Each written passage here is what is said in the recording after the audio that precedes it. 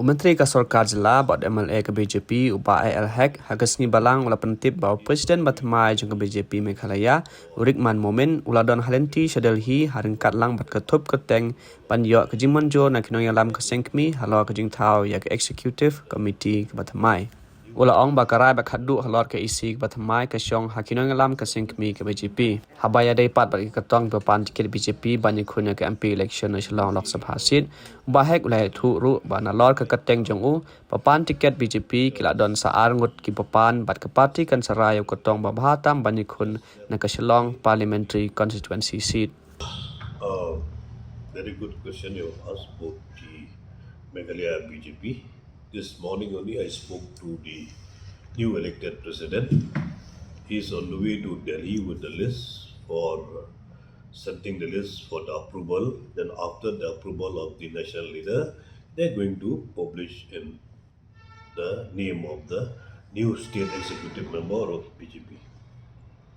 So, is this mean that in a day or two we are getting the names of this new state? Day or two, I cannot say you anything right now because the respected president he just left today only to Delhi.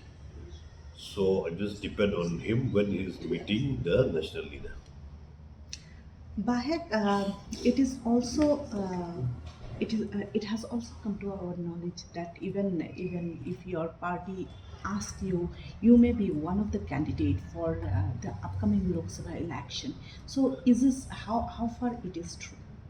See, the thing is like this. I don't know the other name, including my name. There are 3 candidates. I don't know who are the 2 names.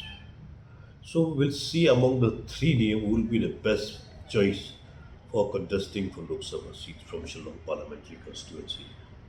But your name is among the 3, yeah. So you likely to be one of the candidates contesting. That's among the 3, whomever chosen, we have to work hard to ensure winning of this coming Lok Sabha election.